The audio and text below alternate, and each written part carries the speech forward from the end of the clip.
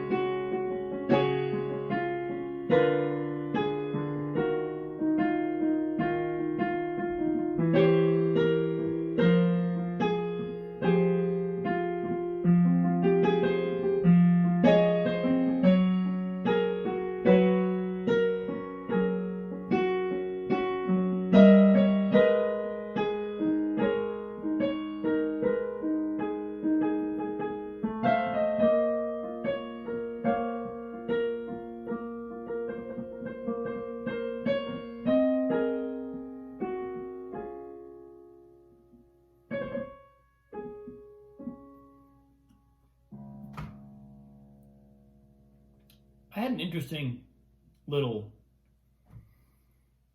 image come to me this morning. I was thinking about something my coach said maybe a week ago. We're talking about outcomes, and I was looking at one of my kind of obstacles to creating the outcomes that I desire, the success that I'm trying to produce. And what I articulated was a sense that there's almost like a kind of defeatism, like an invisible defeatism that I can sometimes get into, and it's like I don't even want to try unless I know I can win, right? Don't know if anybody else in the world has ever felt this. Maybe it's just me. But that's what happens to me sometimes.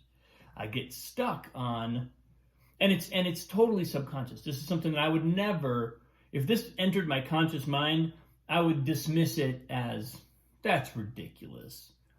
I'm past that. I've evolved beyond that point. That kind of, that's a psychological pattern that happens to people when they are having trouble creating success, but that wouldn't happen to me because I'm far too aware of that pattern. Well, all I have to do is kind of look at the the circumstances, look at a string of external results, a kind of do an audit of the territory of my time, and whether I'm aware of it or not, that pattern is there. So that was kind of one thing that has showed up recently, is like, oh, okay, let's take a look at that. Let's not just dismiss that intellectually out of hand, because there may be actually some value in acknowledging that could be happening, and then taking a step back, being willing to kind of take a step back and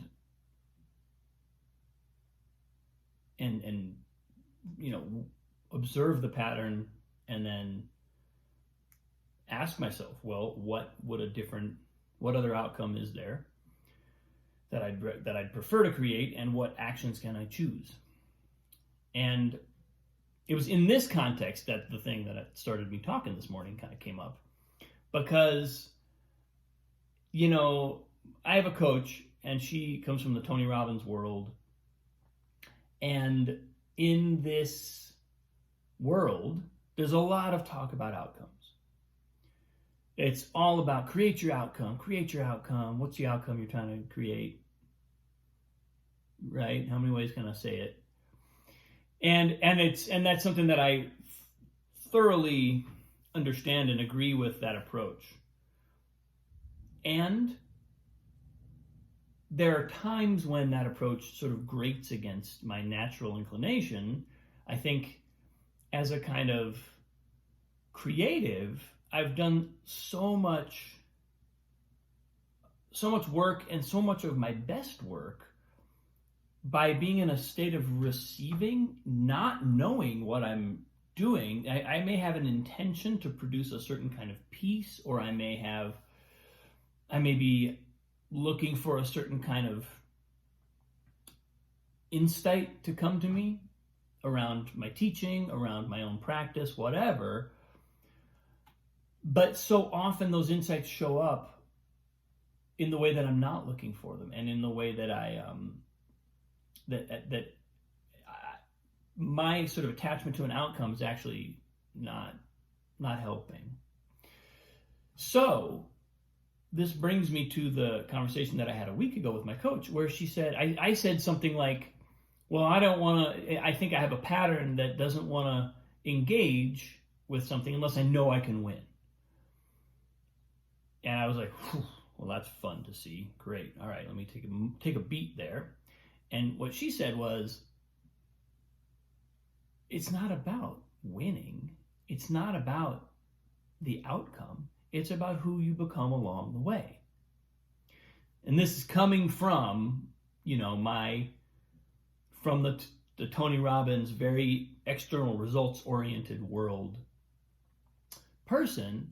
And she flipped it entirely on its head. She basically was kind of saying, actually, the outcome is just the outcome, but that's not what's really going on.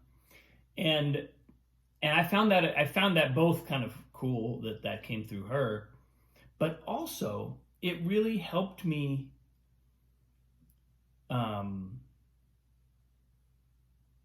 I think make a kind of peace with this outcome think approach, because it's almost like the outcome is the MacGuffin, right? The thing in the story that gets the whole story going, but that ultimately it's either an illusion, or the journey is about something that's other than the MacGuffin. The idea of the outcome being the MacGuffin, you need it, because otherwise the story wouldn't happen, but that's not the point of the story. And that's not the ultimate goal of the journey. And that was kind of a helpful way of deciding, because now what does that mean? It means I can pick outcomes without being obsessed over whether they're the right ones. They don't have to be the right ones. They don't even have to be, they need to be attainable, because they need to have some belief they need to create something that actually creates a striving towards them. But I can hold them quite lightly. I can put an outcome out there that is simply one snapshot of a direction in which I'd like to travel, and then go on the journey. And that's a nice thing to feel. It takes the sort of intuitive, creative part of me that knows how to sit with stillness and silence and nothing, and to let things spontaneously show up, and kind of integrates it with the idea of